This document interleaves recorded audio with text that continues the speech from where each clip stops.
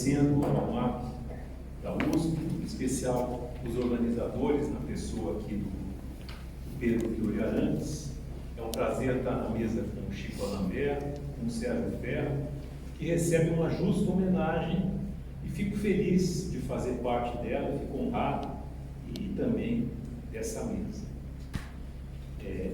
E o tema da mesa é complicado, né? Porque ditadura, arte e política é uma coisa que pode ser sujeito a vários mal entendidos. O tema da arte, da relação entre arte e política é por vezes visto com preconceito pelos cultores da autonomia da arte, cujas especificidades, entretanto, precisam ser levadas em conta para analisar sua relação com a vida social e política. Eu tinha preparado a minha fala, ontem eu conversei com o Pedro e ele me sugeriu, você vai fazer uns slides. Então eu fiz alguns slides, a começar desse aí da capa. Pena só que eu não vou poder comentar cada slide, porque se eu fizer isso, a gente vai estourar muito aí meus 20 minutos. Mas, enfim, se for o caso, a gente pode, depois no debate, falar desses slides. Começando dessa capa, esse aí que eu vou ler, o Sérgio jovem e agora mais velho, né, com a mesma expressão. Eu girei lá na internet e olha só, até as mãos, o jeito de olhar, tá? Parece uma cena do cinema novo.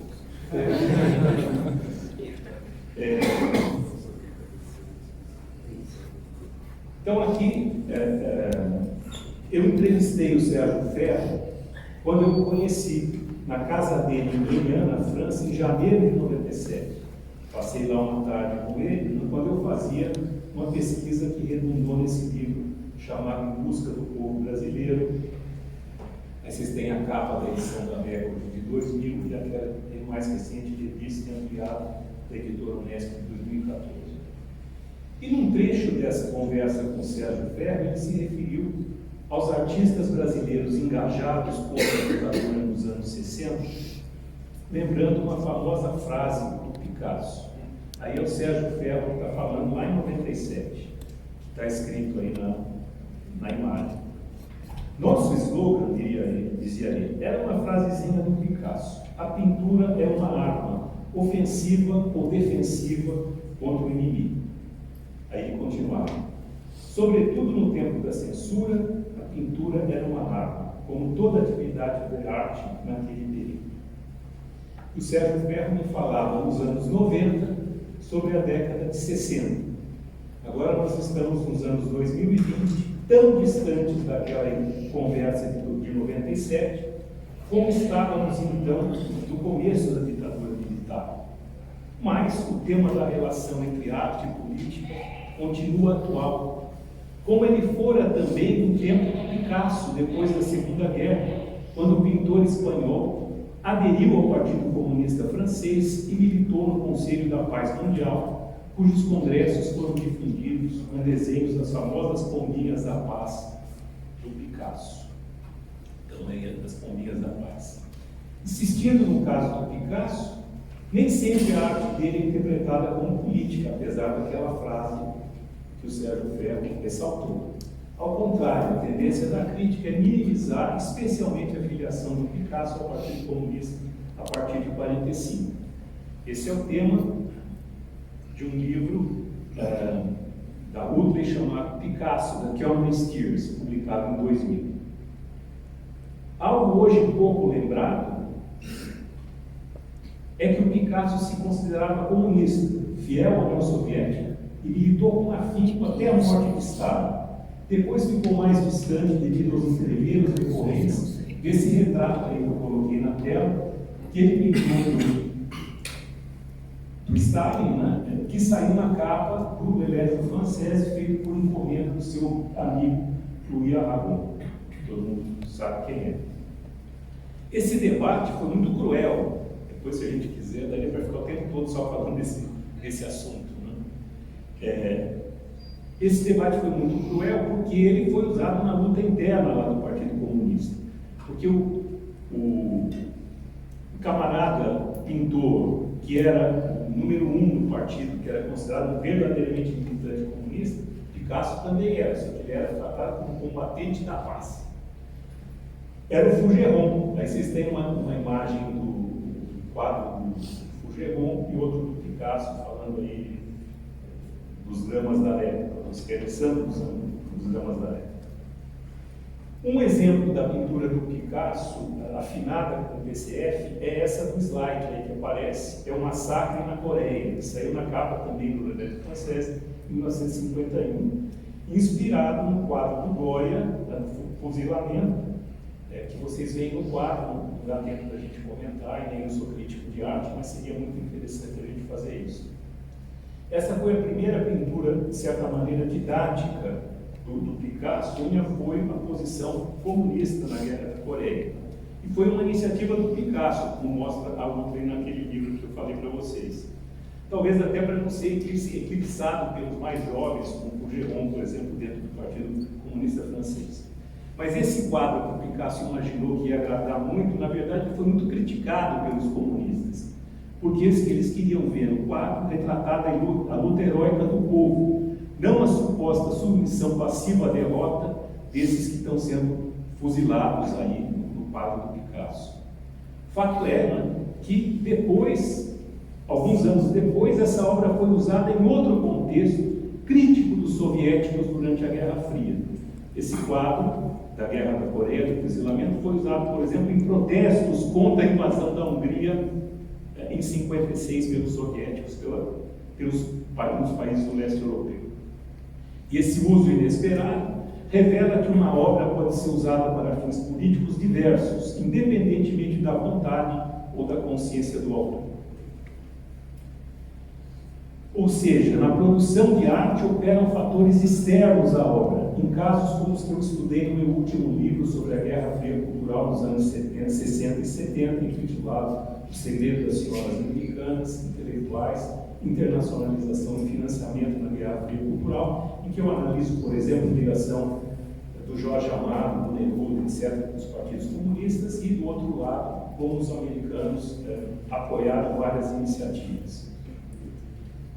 Esse é o tema também, né, do livro da Saunders, chamado Quem Pagou a Conta, a CIA na Guerra Fria Cultural, em que ela revela o apoio do Departamento de Estado americano e até da CIA na difusão aqui nas artes, né, do expressionismo abstrato. Vocês têm aí os quadros de Koenig e de Pollock.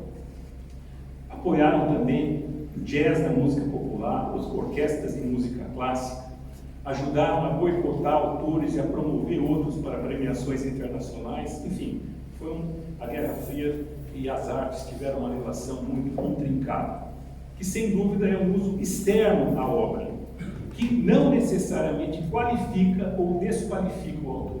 Não necessariamente alguém que teve apoio ou americano ou soviético na época necessariamente seja ruim ou bom. Esse não é o critério para avaliar a obra. O percurso político de uma obra está sujeito a uma dinâmica externa que foge ao controle do artista. Ou seja, há uma dimensão política exterior à obra de arte, um incentivo material à sua produção, difusão e consumo, conforme o interesse político de agentes externos à própria obra. A dimensão política também se revela em outros âmbitos. Por exemplo, a dimensão do envolvimento do artista como militante de causas políticas, quer dentro da obra ou fora dela. Isso se colocou com particular intensidade para a geração do Sérgio Ferro, em meio ao rápido processo de modernização conservadora da ditadura, sob a ditadura militar. Algo presente também em vários países da América Latina, especialmente no contexto da posterior à Revolução Cubana, colocando o artista no fio da navalha, como diz uma Espanha, uma autora argentina, Cláudia Limán, entre a pluma e a fuzil, entre a caneta e o fuzil. Eu diria aqui, entre o pincel e o fuzil. E alguns pegaram os dois, né? Ou seja, ficou dos dois lados. As relações entre artistas e militantes políticos de esquerda multiplicaram-se por diversas vias, especialmente na segunda metade dos anos 60, no contexto de combate à ditadura. Elas poderiam ser sintetizadas em 4 possibilidades. Primeira, os artistas que deixaram a arte para fazer política. Caso do artista plástico Carlos Ilho, que passou a se dedicar a uma organização guerrilheira oriunda do movimento estudantil, conhecida como MR8. Está aí uma das intervenções do Gil Lute, de 67, mas não vou ter tempo de falar aqui, mas ele diz nos depoimentos dele que para ele era incompatível, né? Você fazia uma coisa ou outra. Quando ele passou a ser militante para valer, ele deixou a arte. E depois, na cadeia, ele voltou a pintar, porque ele via as duas coisas como separadas. Depois tem os artistas que militavam em organizações de esquerda sem deixar o ofício, caso do Sérgio Ferro e de outros artistas do seu grupo que depois ficariam no presídio Tiradentes, onde criaram um ateliê, tema da próxima mesa.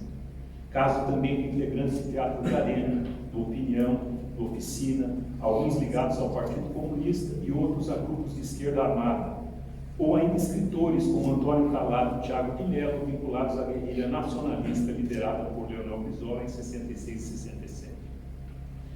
Além dos artistas do primeiro tipo, né, que deixaram a arte para fazer política, ou o outro que faziam as duas coisas ao mesmo tempo, nós tínhamos do outro lado os militantes que se identificavam com os artistas sem o ser propriamente. Quem sabe fazendo da sua própria existência uma obra de arte. Por exemplo, segundo Clóvis Moura, há uma dimensão poética no Carlos Marighella, que era poeta bissexto, e foi antigo dirigente do PC e depois principal guerrilheiro, que estava não só na sua ação política, a qual, segundo ele, já era um ato de romantismo revolucionário, mas na sua atividade criadora como poeta, que teria deixado um legado de beleza heróica. Daria para falar um pouco do Glauber e do personagem Paulo Martins, que não vou ter tempo de fazer isso. E, finalmente, a maioria, que eram os artistas identificados, os artistas de esquerda, sem ser propriamente militantes. Eles eram a maioria dos que produziam obras politizadas, como um certo aluno meio desconhecido do Sérgio Ferro na FAO, chamado Chico Buarque de Holanda. Eles acreditavam que a revolução estava nas suas próprias obras e intervenções públicas, sem necessariamente se tornarem militantes. Ou seja, há uma dimensão política exterior à obra, por exemplo, no incentivo material à sua produção, difusão e consumo, no engajamento do artista como militante de causas que ele pode expressar em sua obra, usando-a como uma arma. Mas a dimensão política pode ser analisada também a partir do interior de cada obra, ou de como ela é capaz de expressar, conscientemente ou não, questões políticas e sociais. Vale a pena descobrir uma obra, como diria o Michel Levy, como uma mônada, um conjunto cristalizado de tensões que contém uma totalidade histórica. Ou então tomar as lições do Antônio Cândido, desenvolvidas por Roberto Schwartz, inspirado também em Adorno, ao propor analisar como as questões políticas e sociais se expressam formalmente no interior de cada obra literária, cujo alcance pode fugir à intencionalidade do autor. Um procedimento que, guardadas as devidas especificidades, vale não só para a literatura, mas para todas as artes. Assim, para analisar a relação entre arte e política em artistas como Sérgio Ferro no tempo da ditadura, caberia compreender um conjunto de variáveis. As variáveis externas, como as origens familiares e de classe, sua relação institucional com a FAUSP, com a arquitetura estabelecida, depois a inserção como exilado na Universidade de Grenoble, na relação dele com os financiadores e compradores de sua obra. Por exemplo, seria interessante investigar os bastidores da produção do grande painel que o Sérgio Ferro pintou sobre a história do Brasil pelo memorial da cidade de Curitiba, sua cidade natal, já após a democratização, que está aí no slide. Depois que eu preparei essa apresentação, eu daria para falar tudo isso a partir da análise desse quadro, dessa situação. Se tiver tempo, eu falo com ele. Também mereceria uma análise a participação dele na revista Teoria e Prática e em outros grupos de artistas intelectuais, não só das artes plásticas e da arquitetura. Sua militância na ALN, próximo também da VPR, que o levou à prisão, onde participou de um coletivo de artistas que será tema da próxima mesa. Mas, além de todos esses fatores externos, também e sobretudo é preciso compreender a dimensão da especificidade interna da obra, analisar como as telas expressam e sintetizam na forma de arte as tensões políticas e sociais de seu tempo. É interessante que esse painel, que é um pouco a história do Brasil, ele começa lá na América pré-descobridores, e termina, não aparece aí na imagem, só lá de baixo, talvez no futuro, mas ele parte a nossa escrita é da direita para a esquerda, então a tendência é do passado para o futuro. Ao contrário, ele começa o quadro do futuro para o passado, da direita para a esquerda, então isso combina muito com um livro que ele escreveu sobre a obra dele chamado Futuro Anterior. Mas, enfim, não dá tempo da gente falar muito sobre isso. Mas, particularmente no tempo da luta contra a ditadura, buscando a Revolução Brasileira, não era só uma luta contra a ditadura, era uma busca da Revolução Brasileira, um tempo marcado por um extraordinário florescimento cultural, em que os artistas debatiam o enlace entre cultura e política, não apenas para resistir à ditadura, mas para transformar radicalmente a sociedade brasileira junto com as próprias artes. Havia um debate intenso que envolvia várias vertentes de inspiração revolucionária para pensar na arte política. O engajamento proposto por Sartre, as teorias de Lukács e seu realismo crítico universalista, o nacional popular Gramsci, o realismo socialista de inspiração soviética, contraposto às vanguardas revolucionárias russas em sua proposta de revolução artística, antes de mais nada formal, as formulações de Walter Benjamin sobre a perda da aura na obra de arte na era da sua reprodutibilidade técnica, o distanciamento formal de Brecht, a proposta de Adorno de analisar a obra a partir do seu desenvolvimento interno formal e totalizante, o manifesto de Trotsky-Breton por uma arte revolucionária independente, tudo isso era vivamente debatido nos anos 60, sem contar a produção do pensamento brasileiro sobre as artes em geral, no seio do cinema novo, do teatro de arena, oficina, opinião, do tropicalismo, nos seus diversos campos, especificamente nas artes plásticas, como na mostra Opinião 65, influenciada pela pop art americana e pelo novo realismo europeu, buscando romper com a realidade do passado. Ferreira Goulart, crítico de arte, que era do Partido Comunista, assim como outros críticos também eram comunistas, do porte do Mário Schenck, que tinha um diálogo forte com o Sérgio Ferro, Ferreira Goulart saudou a exposição Opinião 65 nas páginas da revista Civilização Brasileira, por encontrar nas obras uma arte, abre aspas, plena de interesse pelas coisas do mundo, pelos problemas do homem e da sociedade em que vive. O antigo trotskista e prestigiado crítico de arte, Mário Pedrosa, também elogiou os participantes do movimento Opinião 65, como Antônio Dias, Roberto Magalhães, Rubens Gershman, Vergara, Escoceiro, Hélio Sica, Pino Pasqualini, Landim, Valdemar Cordeiro, Spiegel, Krasberg e outros, abre aspas, de um meio social comum, por igual convulsionado, por igual motivado. Em 1966, se organizava a Opinião 66 no Rio de Janeiro, em que participou a Lígia Claro, entre outros artistas estrangeiros. Paralelamente a essas mortes, eu já estou terminando a minha fala, do Opinião no Rio de Janeiro, nós tivemos as nossas propostas em São Paulo. E aí eu selecionei um pedaço do depoimento do Sérgio Ferro a mim naquele evento. Ele dizia, abre aspas, foi feito no Rio uma Opinião 65, e nós tivemos em São Paulo proposta 65. Depois houve ainda proposta 65. Propostas eram grupos intelectuais. No começo havia de tudo, arquitetos, gente de teatro, de cinema, que participava disso ou das discussões ou dos debates. A ideia era pegar o que de melhor houvesse no Brasil, discutir e dentro do mesmo tipo de tendência, sem se apegar a uma corrente ou outra. No Proposta 65, por exemplo, os que animavam no fundo eram de um lado eu e do outro o Valdemar Cordeiro, que era o papa do concretismo naquele período. Em vez de anátimas, discussões, isolar um grupo bom, a ideia era o contrário, abrir, discutir com toda essa gente. Os concretistas tinham muitas vezes posições boas que poderiam ser aproveitadas. Uma das coisas bonitas desse período, apesar de uma militância forte de bastante gente, é que não havia exclusões estéticas ou de tendências ou de correntes. Ao contrário, o interesse era discutir com o outro. Talvez na posição do outro houvesse alguma coisa que fosse conveniente, bom, aproveitável, útil, construtivo. Eram debates plásticos, das artes plásticas do período e nas outras também, de artistas, alguns dos quais estavam em organizações de resistência à ditadura. Além do Sérgio Ferro, também tiveram ligação maior ou menor com a AMN, pintores como Baravelli, Cláudio Tosi, Gontran Guanais, ou foram ligados a organizações como o PCBR do Sérgio Sista, que acho que vai falar daqui a pouco. Segundo o saudoso Aníbal Freire, que foi da Ala Vermelha, Baravelli podia ser o Baravelli ou qualquer outra. Baravelli mesmo dizia: não tenho dinheiro para comprar um quadro dele. Numa auto-ironia típica de artista engajado dos anos 60.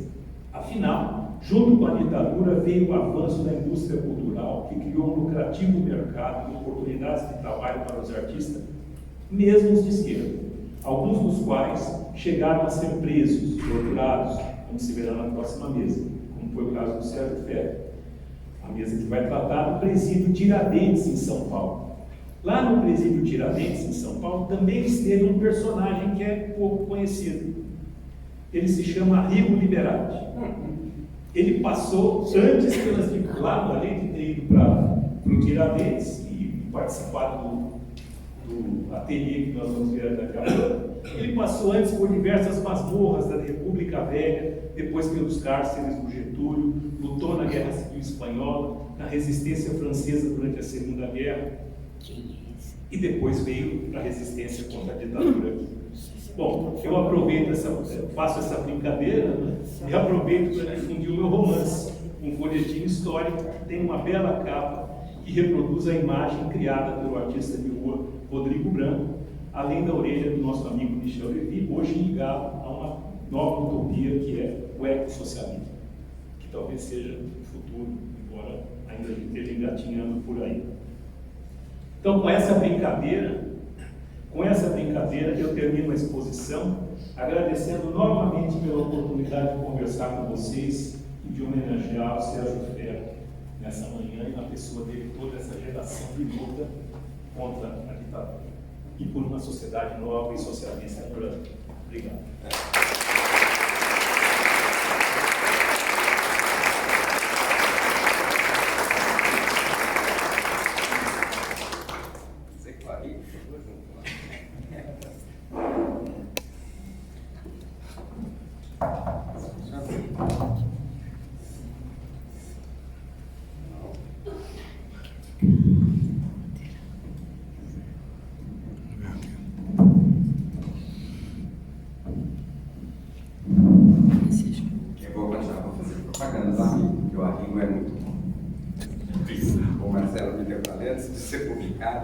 E ele passeou por tudo isso mesmo. Tá falando.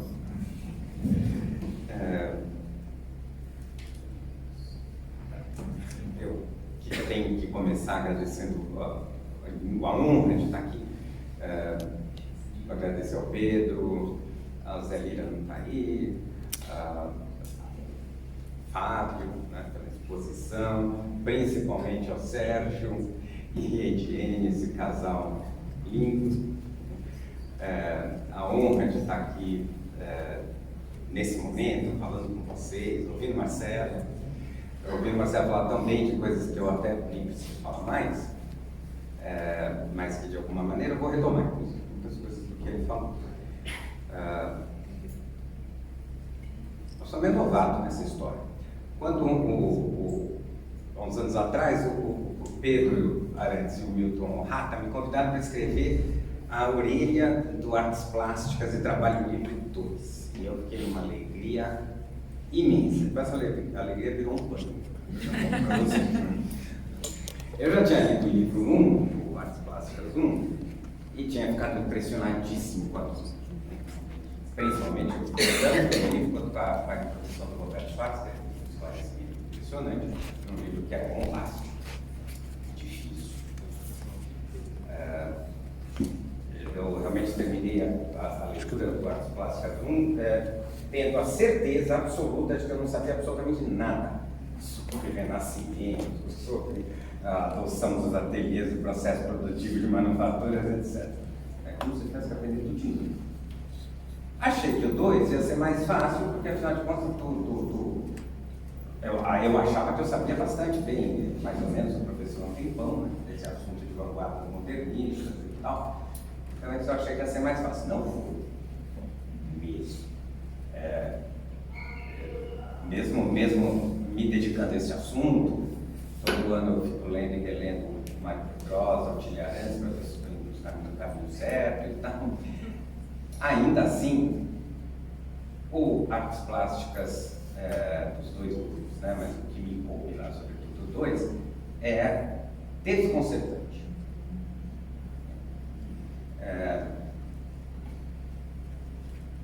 Mas eu topei fazer porque eu gosto de orelha. Eu gosto de orelha, é um negócio muito legal. Uns anos atrás, o Paulo Arantes e a Otília me convidaram para escrever a orelha de um livro deles, e até hoje o Paulo me chama de meu orelhista. E eu acho legal, eu acho bem bacana, porque a orelha é aquele troço que, a primeira coisa que a gente lê, né, e aí ela tem uma função, né, ela é um haikai quase, né, ela tem que resumir o livro, tem que ser atraente para atrair o leitor, né, e tu tem que fazer tudo isso em meia dúzia de parágrafos. Então a ideia era boa, mas aí, sobretudo depois que eu lembrei de meia dúzia de parágrafos, eu lembrei que eu não tinha ideia de como fazer, porque era impossível. Como é que eu ia explicar, e ainda de uma maneira clara e sedutora, aquela método, aquela forma de leitura daqueles anozinhos ali entre 1870 e até a Primeira Guerra Mundial, que o Sérgio analisa, né, entre o Manet e o cubismo. Aí eu pensei numa tática de fazer uma coisa escandalosa. E vou ler a primeira frase, que é alguma coisa mais ou menos assim: você nunca mais vai ver o modernismo do mesmo jeito que via antes. Resolvi que essa é a primeira frase. Depois eu me arrependi, achei que era meio brega, aí depois eu me convenci que não, eu estava certo, e ficou assim, os meus editores aceitaram, então tá bom. E de fato hoje eu acho que está certo. Eu me lembrei também, o que eu ouvi falar, eu acho que eu vi mesmo, que teve uma época que os professores na FAO recomendavam que os alunos não lessem o Sérgio Ferro, porque senão eles iam abandonar a profissão. Eu lembrei que aconteceu, que lá no meu mundinho aconteceu isso também, né? Falam isso do Paulo Arantes, você também não leu o Paulo Arantes, você larga a filosofia, não dá uma ideia. Ou é melhor não ler o Roberto Schwartz, que você nunca mais vai escrever um ensaio na vida, ou não há nada mais a dizer sobre Machado de Assis, etc. Depois. Nos três casos está errado, bobagem, é o contrário. E o impacto que pensadores como Sérgio causam não é para jogar ninguém para fora, de nada, ao contrário. Né? Trata-se de nos convocar e ir além, e abrir caminhos. No caminho do Sérgio Ferro arquiteto, ou mesmo do pintor, estão muito bem traçados nessas reuniões que estão sendo feitas aqui, nessa exposição que está aqui em cima. Eu gostaria aqui de falar com vocês, seguindo a questão do momento, da ditadura, do exílio e tal, do Sérgio Ferro, da obra do Sérgio Ferro, sobretudo para chegar na minha orelhinha. Eu quero falar de como esse caminho, né, começa justamente ali nos anos da ditadura e que vai chegar a esse aspecto, essa faceta da obra do Sérgio, do trabalho, da vida, do trabalho, do trabalho da vida do Sérgio, não apenas como arquiteto, como crítico de arquitetura ou como pintor, mas também esse outro que está principalmente nesses dois livros, o historiador social da arte. Então essa é uma outra faceta do Sérgio que eu quero apresentar aqui rapidamente. Esse caminho começa nos anos da ditadura, mais precisamente no tempo em que o desenvolvimentismo, a aparente hegemonia da esquerda no quadro cultural e a universidade radicalizada existiam com força de emblema, eram realmente significantes. O Marcelo fez a história disso agora. Foi daí que o jovem Sérgio Ferro, inspirado no exemplo dos seus dos seus colegas de luta, Rodrigo Ferro, Flávio Pé, e nos mestres antigos do artigo, lá na FAO, tomou como missão arquitetar a casa popular e o fazer arquitetônico ao mesmo tempo. A construção em abóbada, a técnica pré-industrial, a montagem sobre matérias simples, tudo isso era uma novidade e uma resposta, naquele momento, modernista ao tipo de modernismo de palácio do Niemeyer, que aqui nos apoia. Claro, sobre isso os historiadores da arquitetura podem falar muito mais, muito melhor do que eu. O que é importante entender nesse momento é que, com o golpe, o Sérgio Ferro percebe que aquele sonho, ele percebe, não foi só ele, mas ele percebe isso, acho, de maneira muito precoce, que aquele sonho de progresso, aquela utopia da alegria do morar, justificava essa busca da alegria de um morar no futuro, não apenas foram interrompidos pelo golpe, mas provavelmente havia sido enterrado e enterrado para sempre. O futuro nos abandonou. Diga-se de passagem, era esse o mesmo diagnóstico melancólico e fatalista que estava, por exemplo, no filme do Glauber, No Terra em Trânsito, e no jovem crítico contemporâneo do Sérgio, Robert Schwartz, que em 69 escreveu um ensaio marcante sobre o abismo político e cultural do Brasil naquele momento. Para esses, a luta armada contra a ditadura foi um caminho inevitável, bem como a derrota e o exílio. No exílio, ao mesmo tempo em que as coisas foram para a França, o Roberto Schwartz escrevia a sua análise desconcertante do fracasso do Brasil moderno e começava a fazer o seu estudo sobre Machado de Assis, ou seja, o crítico do Brasil do início da modernização, que naquele momento estava fracassando, né, e exilando os seus melhores filhos. Nesse momento, o Sérgio retoma os temas lá da sua formação, que eu resumi agora, né? Só que agora num ângulo completamente negativo.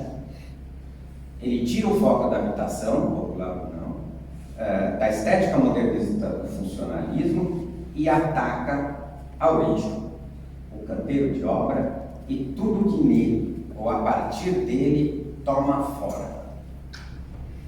Quer dizer, aquilo que estava sugerido lá no golpe volta agora como uma pesquisa de possíveis formas de construção a partir de relações anticapitalistas, inclusive pré-capitalistas. Nesse caminho ele reencontra com o Marx do Capital, com a questão da centralidade do trabalho, a questão da crescente mercantilização da vida, da produção de valor desde o canteiro da exploração do trabalho.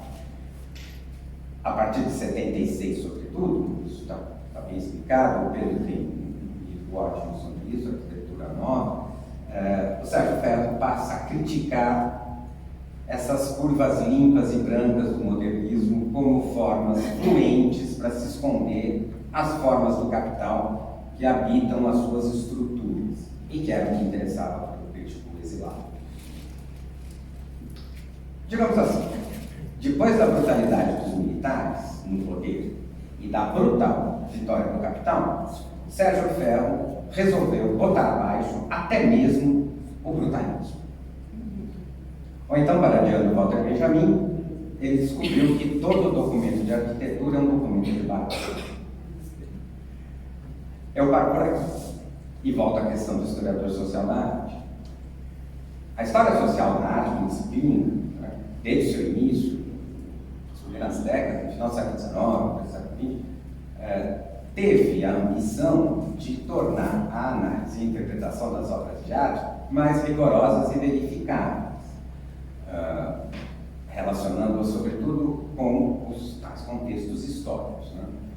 Os primeiros historiadores sociais da arte, Klingenberg, o austríaco Frederic Dantal, tentaram situar a representação cultural dentro do campo da produção ideológica sob a ascensão do capitalismo industrial. Todos os assuntos lá dos nossos jovens e quietos arquitetos. Né? O conceito de ideologia desempenhou um papel importante nesse momento, sobretudo inspirado nas ideias do grande pensador húngaro, o Lukács, que escreveu uma das teorias estéticas literárias mais influentes do século XX.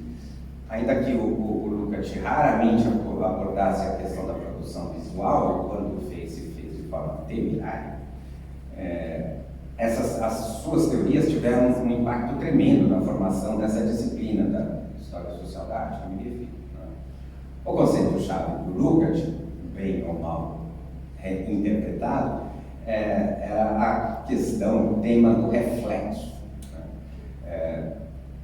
A obra de arte é o reflexo do processo histórico, né? Entendido aí de uma maneira bem rebaixada, uma forma mecanicista de estabelecer relações entre as formas da base econômica e política e aquilo que alguns chamavam de superestrutura ideológica e institucional.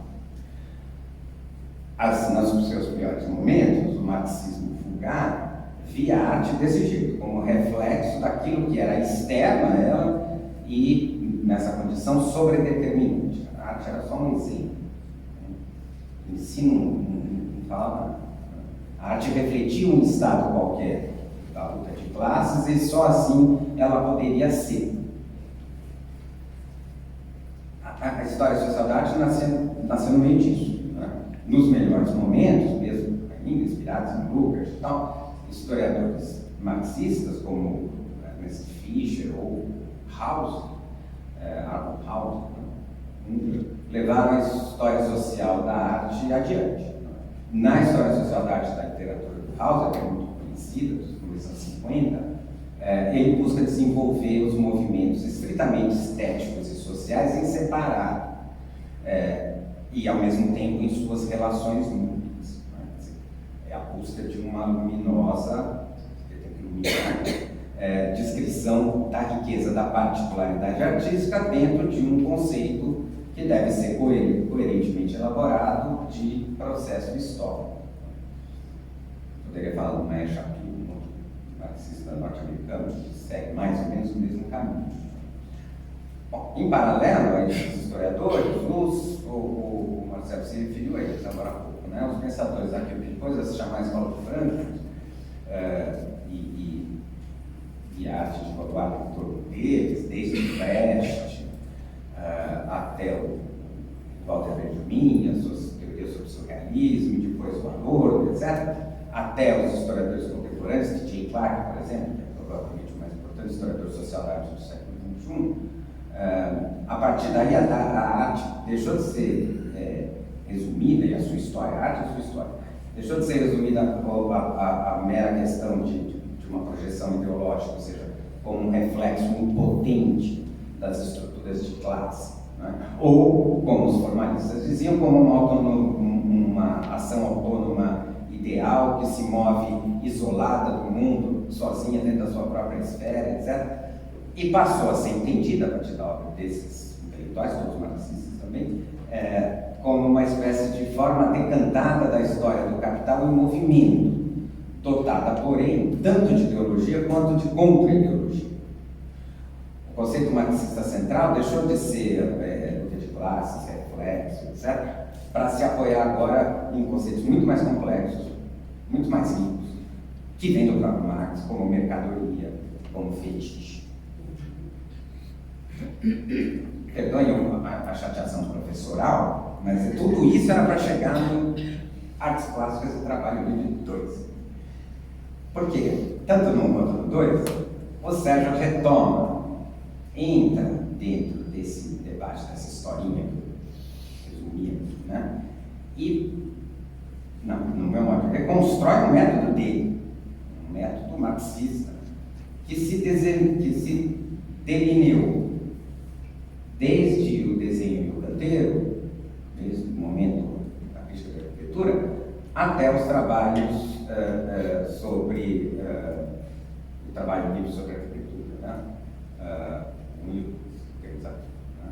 No Sérgio, historiador, historiador, todas aquelas tradições historiográficas a que eu me referi, do Hauser de Clark, estão incorporadas à análise histórico-crítica e, ao mesmo tempo, são ultrapassadas.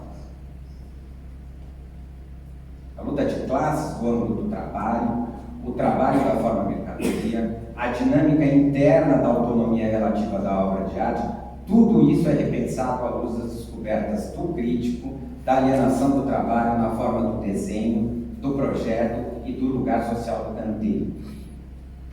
Agora, no Sérgio Ferro, a obra de arte, bem como a sua história, é uma luta entre a coisificação, ele diz isso, e a possibilidade nunca perdida, mas sempre denegada, do trabalho livre.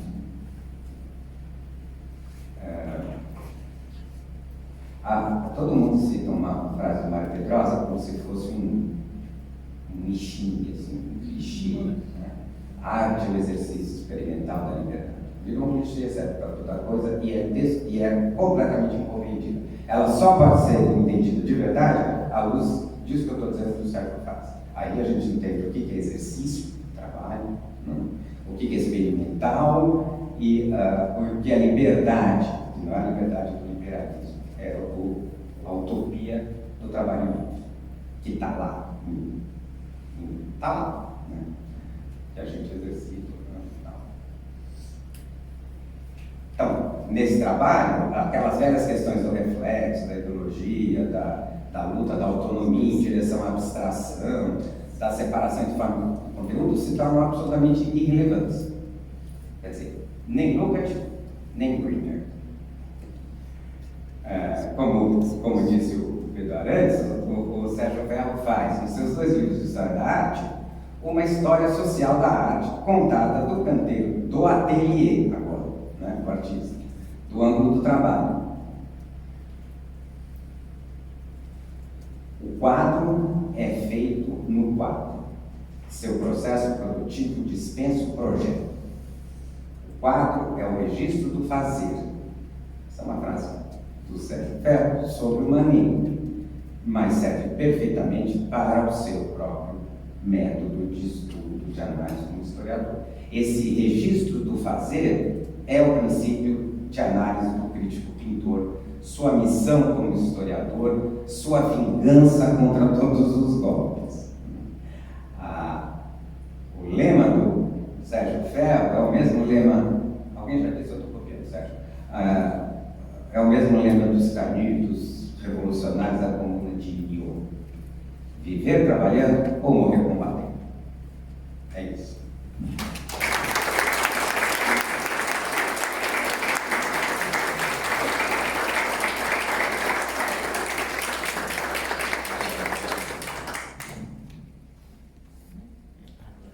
Você prefere com tripé ou...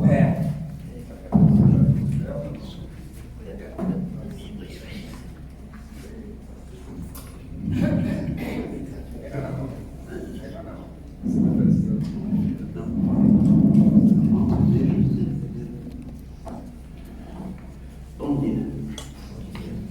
As pessoas mais sábias dizem que o jovem pode, mesmo talvez deva, ser esquerda, tentar mudar a sociedade, etc. Mas, quando as pessoas crescem, se forem bem inteligentes, abandonam tudo isso e levam uma vida mais tranquila, produtiva, etc, etc. Eu devo ser totalmente imbecil, porque exatamente o contrário. Eu já comecei muito cedo. Eu tenho desenho de criança criticando a escravidão. E comecei muito cedo a ir para a esquerda e só fui aprofundando e aumentando a minha radicalidade. Hoje eu até,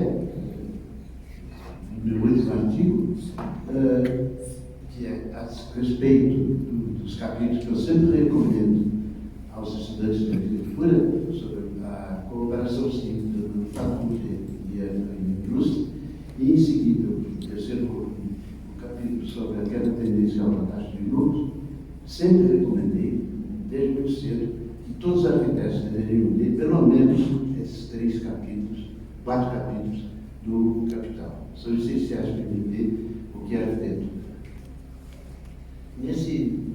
Nesse campo, quando a gente parte analisando a produção, as artes, a arquitetura, as artes plásticas, etc., a partir da produção, muda radicalmente a perspectiva da gente.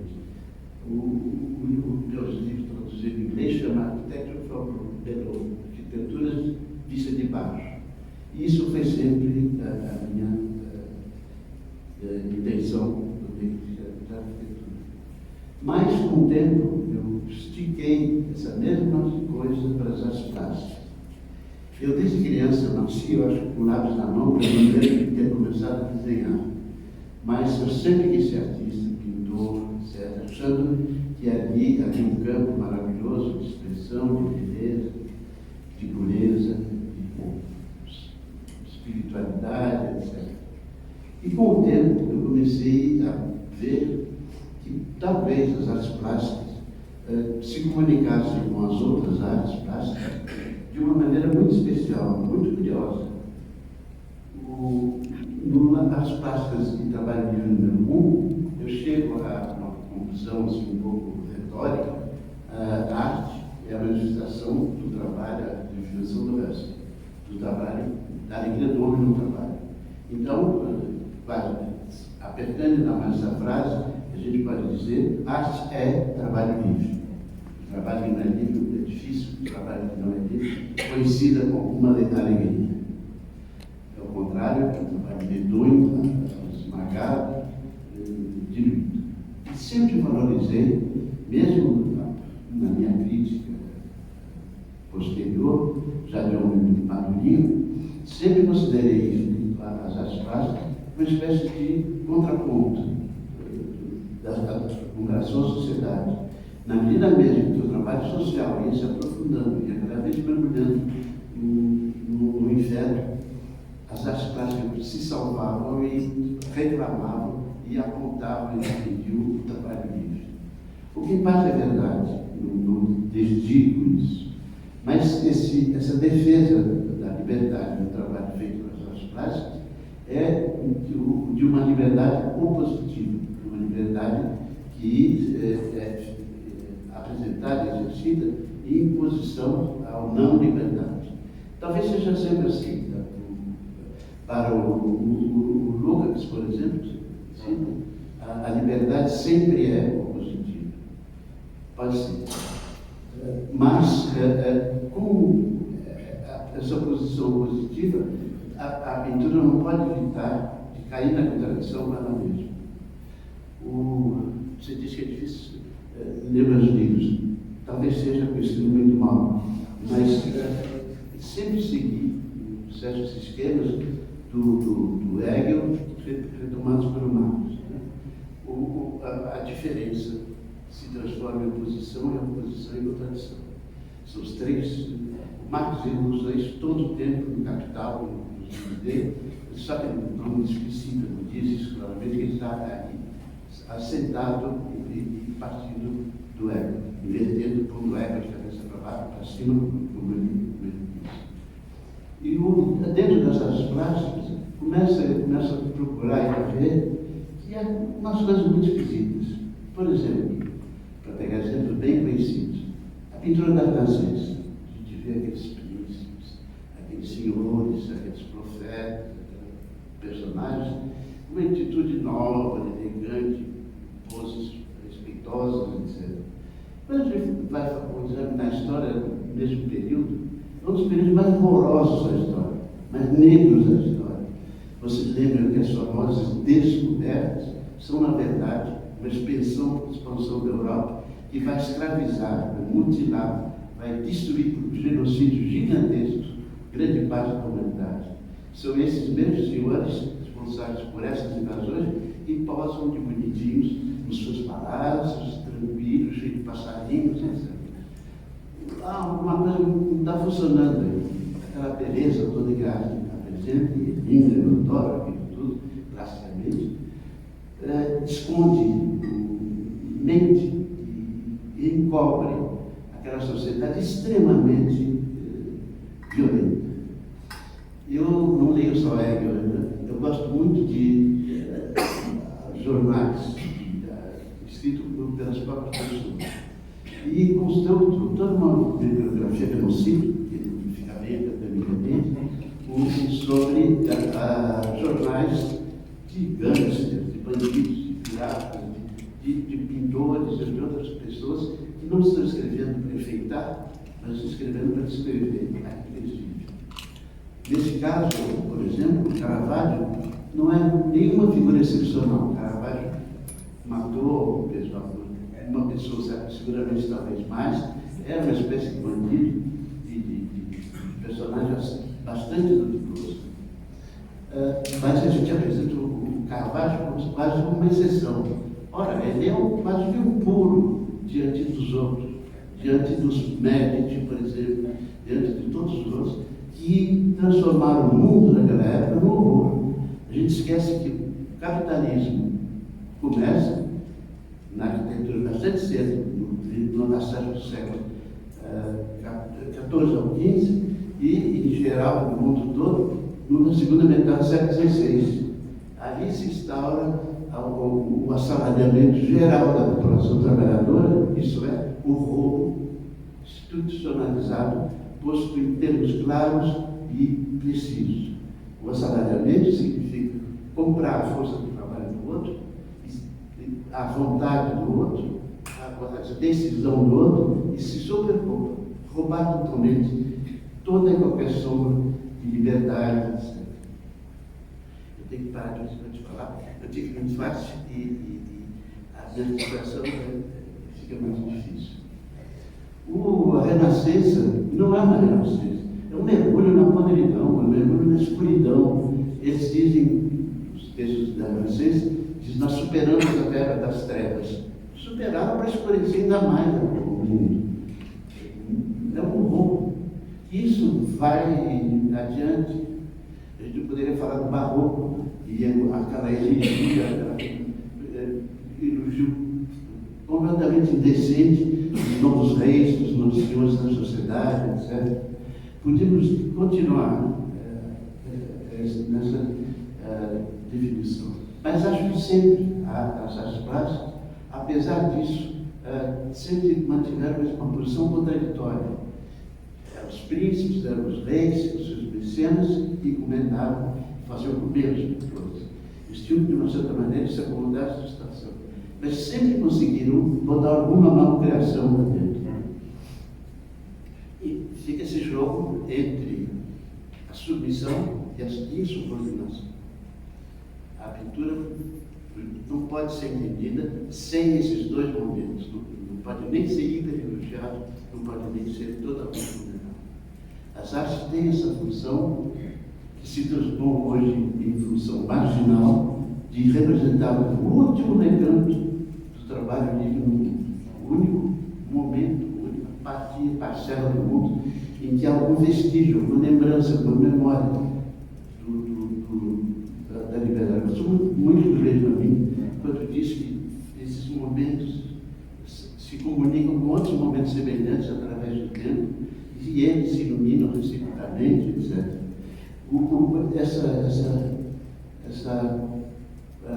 Esses pequenos relâmpagos que as artes plásticas põem, logo se apagam. O príncipe, o rei, o anjo do dia, o mercado, toma conta disso. O capital, eu sempre digo isso, os capitalistas, os grandes capitalistas, leem muito mais Marx do que os marxistas. Uma entrevista que eu ouvi do Sted, ele conheceu pessoalmente o Império, e disse que na casa dele havia coleções de obras do Marx, em várias línguas, obras completas em várias línguas, e marcadas, estudadas. Não eram só fachada de biblioteca, eram obras lindas. E se a gente examinar o que aconteceu no Brasil, dito período democrático, dito por período somente como se fosse só aquele momento tirânico, a gente vai ver que é uma grande continuidade e um grande conhecimento do Marx. Quando o Delfim Neto e o Juscelino antes querem industrializar o ABC. O que eles fazem? Eles abrem simultaneamente Brasília, primeiro de Brasília. A gente sabe, em termos de economia política, que só as manufaturas, só os setores através da produção produzem valor, porque o valor só vem da mão do homem, do trabalho material humano. Não vem de máquinas, não vem de tecnologia, não vem de avanços nesses campos. Há muito avanço real, de saúde, do tratamento, dos conhecimentos, etc. Mas, fundamentalmente, o avanço industrial é um avanço que é virado, que é substancialmente baseado na eliminação do trabalho humano. O ideal de todo qualquer industrial é aquela indústria totalmente automatizada em que o trabalhador desaparece e que não há mais trabalhador. Ora, o capital, teimosamente, num tempo que nós poderíamos, através da ciência e da tecnologia, alimentar a humanidade inteira, dar para todo mundo condições justas e humanas de condição de vida. Num período que isso é tecnicamente possível, continua baseado na teoria do valor, no valor que é só trabalho humano, trabalho manual, como se todo esse progresso técnico fosse um luxo, uma coisa completamente inútil, não uma promessa realmente de uma outra humanidade completamente diferente. Há um conflito central hoje entre a tecnologia, o desenvolvimento da tecnologia e o progresso humano. O exemplo melhor disso é o Elon Musk, que gasta uma dinheirama para dar um pouquinho de foguete e para ir para Saturno, não sei lá para onde, e deixando o mundo cada vez pior. Essa crítica do sistema capitalista, na sua essência, na sua teimosia, apesar de estar completamente apodrecido, continuar a existir iniciativa, eu acho, uma das nossas tarefas mais essenciais hoje. Denunciar o fato que o capitalismo já está morto, sepultado, mas continua, como naqueles filmes de terror em que os cadáveres voltam, continuam querendo mandar, organizar, etc. Hoje seria possível, o Stone, um dos autores que mais fala sobre isso, hoje o mundo poderia ser um mundo outro papel completamente diferente. Tecnicamente nós teríamos condições de alimentar, fazer morar a comunidade toda, em condições ecológicas muito diferentes das atuais, e tentando, o capital continua a imperar, a comandar, etc. 1/3 do produto nacional bruto vai de juros para banqueiros. Banqueiro não faz coisa nenhuma, não se contaria. O outro terço, deixa eu falar, não sou economista, não vou entrar muito nesse campo. Mas é uma vergonheira, mesmo no campo das artes. Os maiores museus hoje em dia não são nem o Louvre, nem o National Gallery, são certos prédios gigantescos, em geral em volta dos aeroportos, onde em garagens estão estocadas as melhores obras de arte de hoje em dia. A arte virou, eu brinco, virou colchão do capital. Quando o capital não tem aplicação, não encontra onde se for, compra arte, guarda, porque a arte sempre se valoriza, sempre aumenta. Nesses museus, toda a maior parte da produção, do melhor da produção contemporânea de arte, que nunca são vistas. As obras lá passam de garagem para garagem, trocadas dos miliardários de hoje. Por isso, esses balcões são dados dos aeroportos, dos aviões, dos grandes magnatas aterrissarem, um que vai vender, outro que vai comprar, entram lá dentro e o quadrinho é disputado de uma garagem para outra garagem. Parece que um desses depósitos em Geneve há mais de 200 Picassos, só nesse depósito. Mas no resto, mas não nos outros depósitos, há milhares desses depósitos. A arte está sendo realmente expropriada, retirada do público. Vocês sabem todos, principalmente aqui, como é difícil hoje fazer uma exposição de pintura ou de escultura, em função do preço altíssimo, completamente indecente das obras de arte, que tornam a vida dos museus, a vida das coleções. Quem quer mostrar a obra de arte faz uma coisa impossível, uma coisa difícil. Os curadores hoje excelentes têm o maior problema deles é como ele vai conseguir trazer tal ou tal quadro, porque o seguro, o transporte é uma coisa extraordinariamente cara. A arte virou, tristemente, uma das mercadorias mais fundamentais para o sistema. Eu digo bem, mercadorias mais fundamentais do sistema, porque são mercadorias que podem ficar paradinhas lá no seu canto, não apodrecem, não envelhecem, porque todos esses hangares aí, de quadro lá dentro de um sistema de conservação genial, perfeito, com essas quilométricas, de luz e tudo isso. Eu acho que a arte contemporânea, de uma certa maneira, encalhou, você sabe disso, lá no período de 1912 e 14, nas colagens do Braque e do Picasso. Ali, os dois, pintando muitas vezes sem assinar os quadros para se confundirem voluntariamente, tirarem a valorização do autor, do indivíduo, mas pondo a arte como uma atividade comum de todos, e brincaram com a restauração, e brincaram com a pintura, e brincaram em pintar. Se divertiam à beça, vestidos de operário, com um macacão azul. Não há nada mais bonito do que olhar uma dessas colagens de perto, toda a produção do quadro está lá. O Picasso, às vezes, deixa até o alfinete com o qual ele colocou um daqueles papeizinhos ali.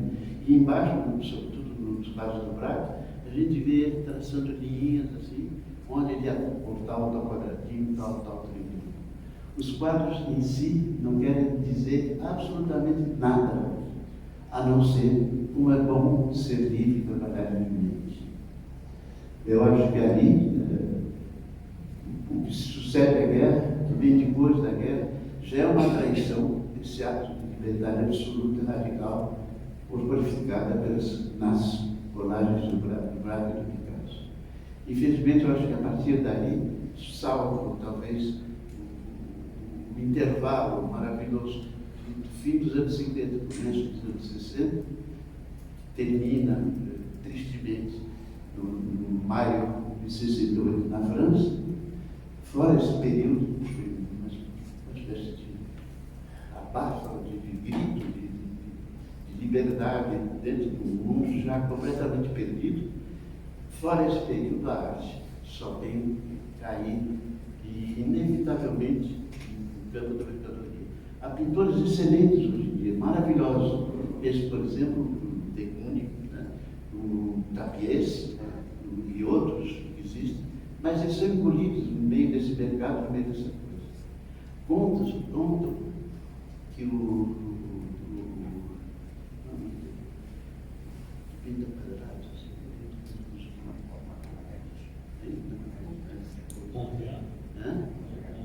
não, os quadradinhos, os divinos quadradinhos, assim, pouco importa. Um grande pintor dessa arte, quando ele se estudou, porque ele passou a vida tentando pintar quadros invendáveis e não conseguia. Quanto mais invendáveis os quadros, mais ele viu. Quanto mais provocava, quanto mais ele provocava, mais tinha sucesso. Eu estou tentando fazer isso agora com os meus quadros. Estou pintando quadros horrorosos, transportáveis, totalmente fora de tudo quanto é lógica artística. Brinco, me divido, faço coisas.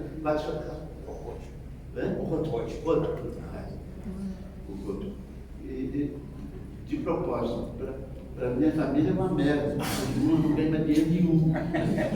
Mas estou envelhecendo, tenho pouco tempo, vou fazer minha farra final, tentando, mas isso é impossível, fazer um desaforo que a burguesia não possa engolir. Mas não dá, a gente engole tudo, absolutamente tudo, se a gente ser merda para ele, Desculpe os palavrões, mas eles cabem perfeitamente ao assunto do qual estamos tratando. Obrigado, eu estou sem respiração, a gente vai dar a respiração.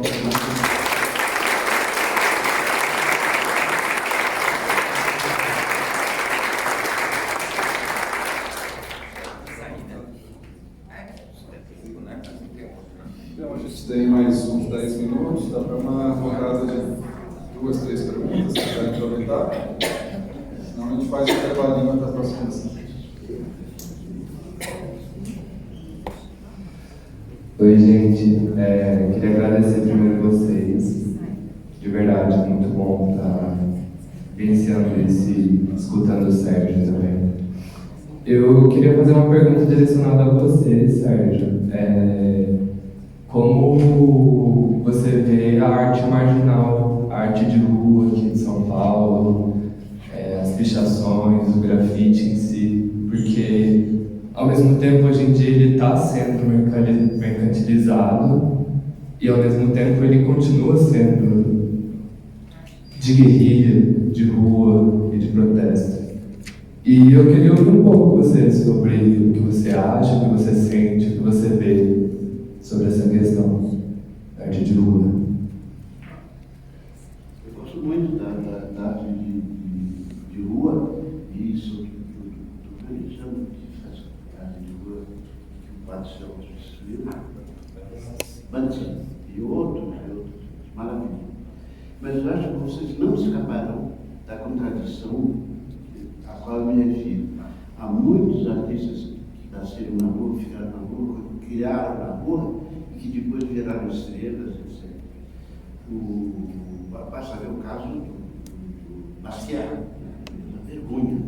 No fim da vida dele, ele era praticamente, como um trio, era praticamente drogado pelos comerciantes de arte. E, segundo esses negociantes, ele só estava bem completamente drogado.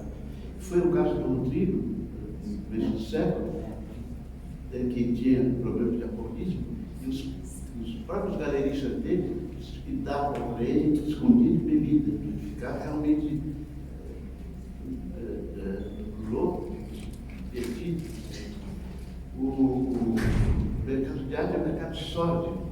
Eu conto duas histórias, por exemplo, uma do Picard e a outra minha. O Picard é o seguinte: correu por a notícia que o Picard havia morrido. Apareceu um galerista lá e disse: eu vou comprar todo o ateliê dele, fortuna imensa para a família, etc. E eu quero fazer um cheque da totalidade que vocês querem da mão do Picard, digam quanto é. A mulher do Picard disse: eu vou perguntar para ele. Acabou o negócio, só foi, pegou o carro, foi embora, o Picard não estava lá.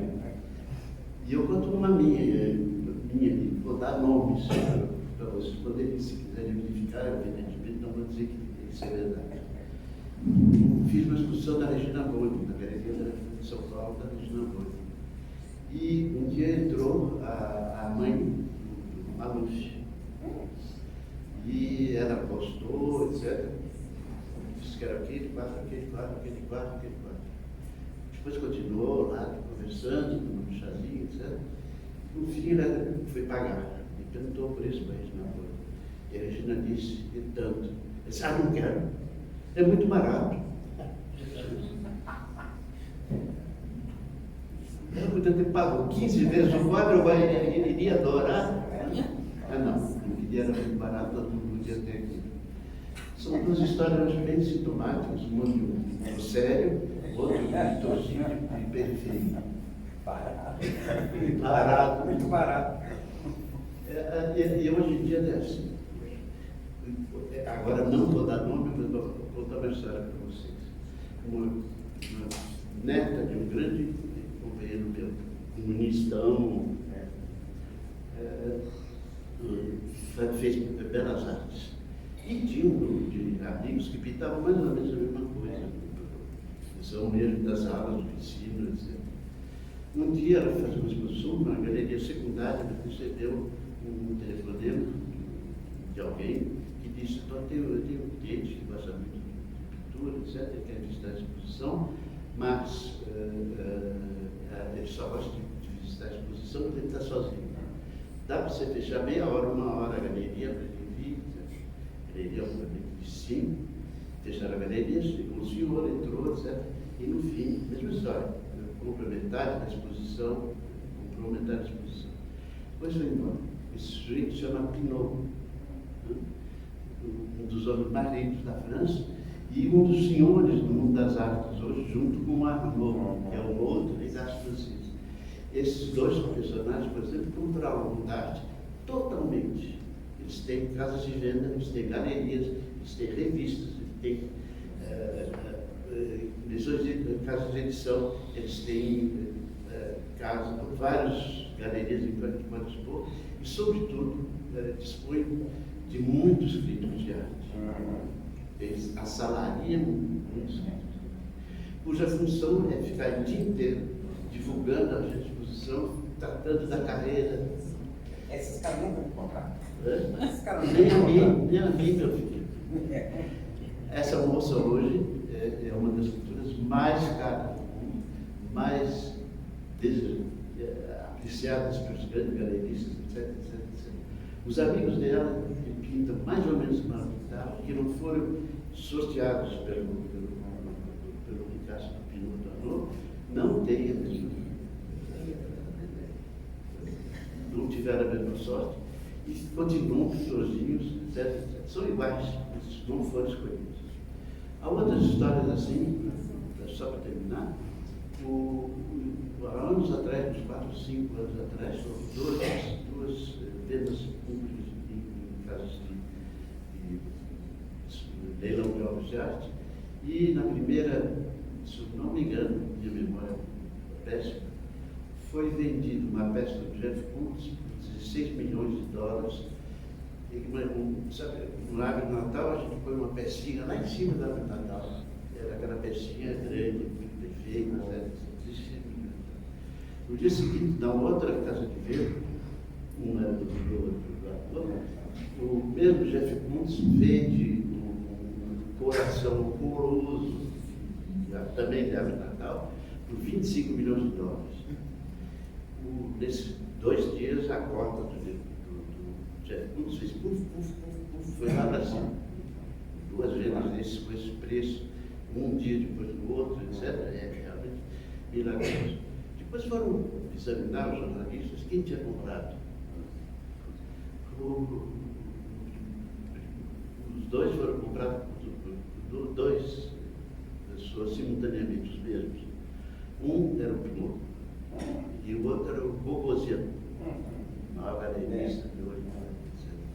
Simplesmente os dois têm coleções gigantescas de obras do Jeff Koons.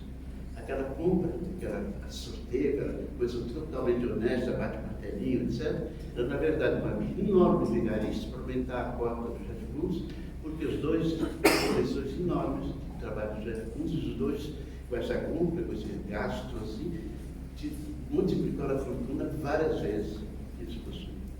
Isso é o mundo das artes hoje. E é uma vergonha total, porque a arte que foi uma expressão de trabalho livre, foi expressão de oposição ao massacre do trabalho, desaparece embaixo dessa mercantilização absolutamente nojenta das obras de arte.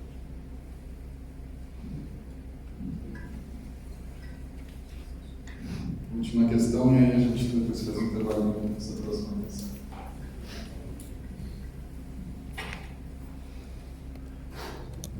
Oi, Juninho. Tudo bem? Eu sou o Evandro, trabalho aqui no MAC e queria fazer uma pergunta um pouco dentro do, para vocês terem uma reflexão, do título da mesa, né? Ditadura, Arte e Política, né? E o Sérgio, como artista, né, refletindo sobre esse lugar da arte como mercadoria e a arte como função, né, vem de um momento em que a mobilização, em que a cooperação, em que o sentido, digamos assim, de alianças mobilizadoras para a luta em prol de alguma questão, no nosso caso, da arte, etc., né?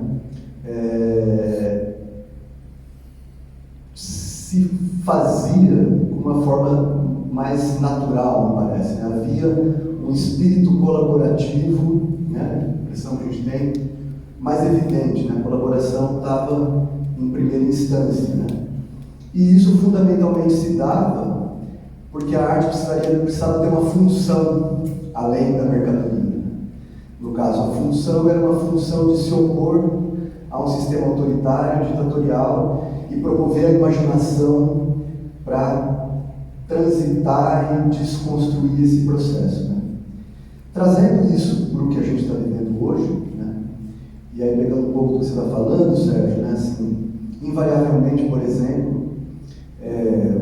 uma determinada rede social famosa, né? Se tornou o repositório, né? Fundamental dos artistas, né? E um repositório que lida relativamente ali com uma vaidade dessa categoria, né? E a gente passou por esse momento, 4 anos de um governo totalmente no seu imaginário, digamos assim, com dissonâncias cognitivas, né? Mas que produz um sistema de imaginação paralelo muito atrativo, né?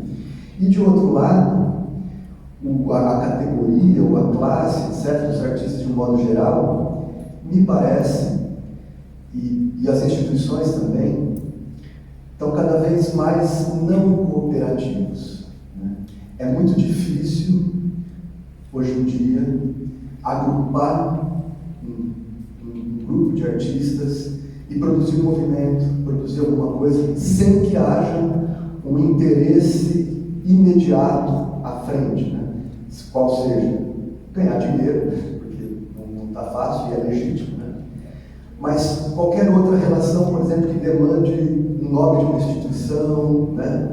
Uma força que dê alguma visibilidade, que traga isso em troca, e, no entanto, a prática da arte como função acaba se tornando uma entrega do trabalho, uma entrega do imaginário a custo zero, por exemplo, no universo digital, né? Então, queria uma luz no seguinte sentido: o que é que a gente pode, ou como é que a gente pode recuperar esse sentido de cooperação, esse sentido de mobilização que venha antes desses interesses? Vocês querem os 3 dar uma palavrinha? 3 minutinhos cada um. Esse tema é muito complicado, né? Mas tem a ver, eu acho, com o que o Sérgio estava falando agora, que é a generalização da forma mercadoria, a submissão total das nossas relações a relações mercantis. E, em parte, isso não está simplesmente na vontade de cada artista. Você pode até perceber isso, mas quando você entra e produz qualquer coisa, você tem que colocar no mercado, né? Inclusive, nas redes sociais, por exemplo, você entra, tem que divulgar o seu trabalho nas redes. Quando eu publiquei esse livro, me disseram: olha, hoje você não pode mais fazer nada se você não estiver nas redes sociais. Você tem que fazer propaganda de si mesmo o tempo todo. E a gente não tem muito como escapar disso. Você tem que entrar nas redes e divulgar. Então, eu acho que uma mudança no âmbito das artes para uma atividade mais grupal depende de um movimento mais amplo, geral, de organização. Então, hoje os sindicatos estão esvaziados, os partidos estão esvaziados. Então, as artes não são diferentes, né? Então, é uma grande incógnita e um desafio para a gente como é que nós podemos criar uma atmosfera coletiva de transformação.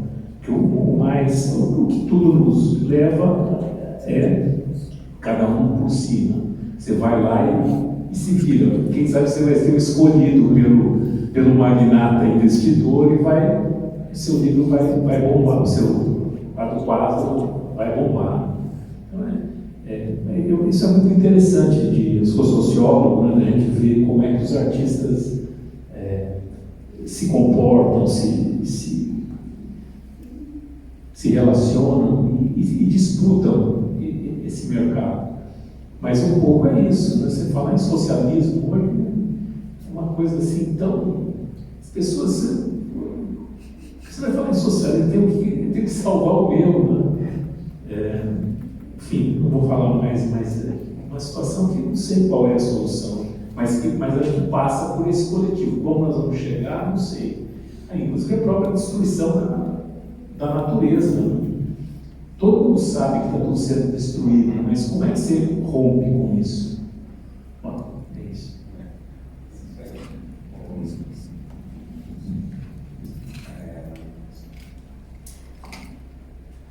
Eu não sei, mas a solução é coisa nenhuma na minha vida.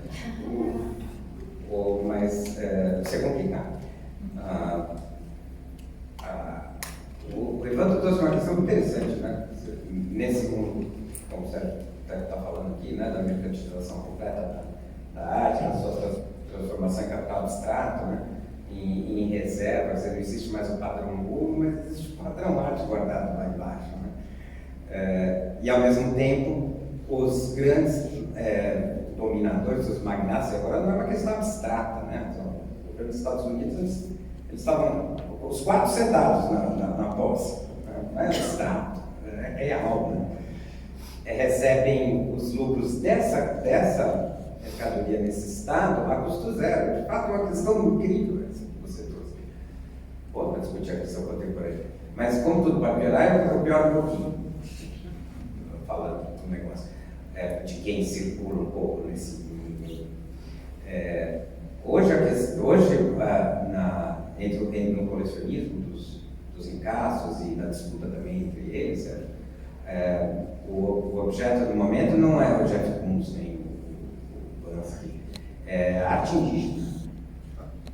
A arte indígena é a questão que sustenta os museus, que sustenta as vocês viram nas 2 últimas bienais. Eu sou do Conselho da Bienal.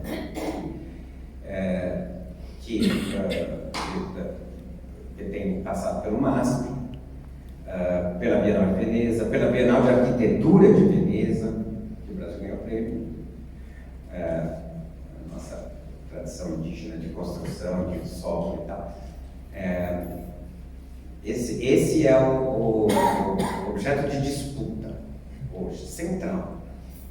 A questão da arte negra também. Mas a indígena ela é mais facilmente transformada em objeto, né? em coisa. Então, ela é o mais violento. E é uma alegoria terrível, né? Porque o Sérgio começou a contar aqui a história da expansão do capitalismo desde a sua origem, lá das cidades italianas, né? Dos Dodges, que nos deu o renascimento e a colonização, né? O Leonardo da Vinci e o genocídio. E agora, 500 anos depois, esse mercado se volta para um novo... Tem muita gente que discorda, eu respeito, mas para um novo saque, que é apoiado não só pelos posicionadores, mas por críticos, por atores, né, que não deixa de ser um novo saque. Eu não tenho nada contra o fato dos caras ganhar dinheiro, o sujeito faz, isso não tem nada, até melhor, acho bom. Mas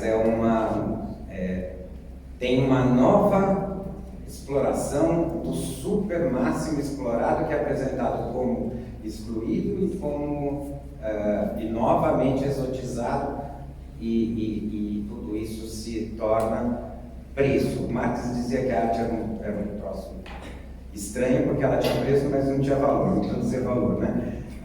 Não, agora o valor se torna preço, o valor histórico se torna preço, como no caso da moda da arte indígena. Chato, né? Eu sou incansavelmente otimista. Apesar de todo esse mundo das finanças e das artes, foi vivido nessa exposição. Nós não tivemos o mínimo de financiamento. E os 4 curadores, Pedro, o Fábio, a Ariana Stella e o Aron, trabalharam gratuitamente. E foi a única maneira de poder fazer essa exposição. Ela não teve uma ajuda mínima da lei. A lei, como vocês sabem, é uma lei dirigida e comandada pelo capital, não pela Ministério da Cultura. Pelo Departamento de Marketing das Empresas. Mas eu acho assim mesmo, apesar de toda essa desgraça que nós comentamos aqui, há muita esperança. Há movimentos sociais, como o MST, como o Movimento dos Trabalhadores Sem Terra, como outros semelhantes, que estão abrindo, como formiguinhas, perspectivas novas, em pequenos bolsões, nas cidades, nos países, etc. E eu tenho a esperança, e gostaria de ter a certeza, historicamente, eles podem mudar o mundo profundamente e totalmente. Então, apesar do meu discurso sempre aparentemente preto, há atrás dele, há uma conversação